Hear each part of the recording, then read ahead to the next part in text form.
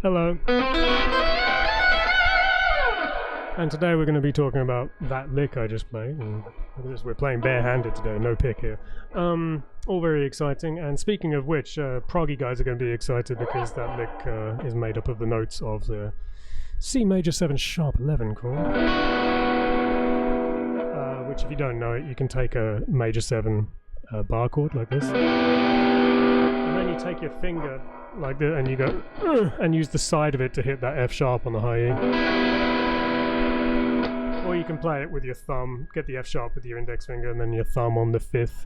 If you can, if you've got a big enough thumb, you can hit the root as well, but you know. But then you can say like, yeah, I'm playing it with no root and be all cool. But anyway, yeah, C major 7 sharp 11.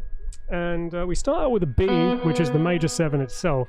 And you might be saying, like, oh, why are you identifying it as a C major 7 sharp 11 as opposed to something starting with a B or whatever like that? But the answer will come pretty much immediately. So yeah, if we start out with our major 7 to root. So you know, our close pursuant, the leading tone, is one step behind the root at all times. And then we've got a third, which is E. So already we've got a major 7, a root, and a third. And then our next note is that Lydian, you know, the sharp 4, sharp 11. It's got that like kind of sound. And then we're right into the welcoming and reassuring arms of the 5th, which is G. So immediately, as opposed to these, except for the weird notes, you know, the major 7 and then the sharp 11, we've got a 1, a 3, and a 5. And so that's what you should be really looking for when you're trying to identify chords: 1s, 3s, and 5s, and then you're like, okay, well, there's my basis, and then everything else is kind of like the garnish on top. So there's the answer to the question. That's why I would say this is C major 7, sharp 11. Moving on, we were on the 5th.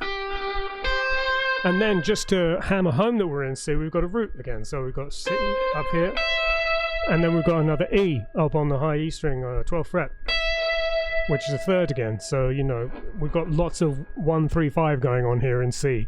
So we're definitely a C major type thing going on here.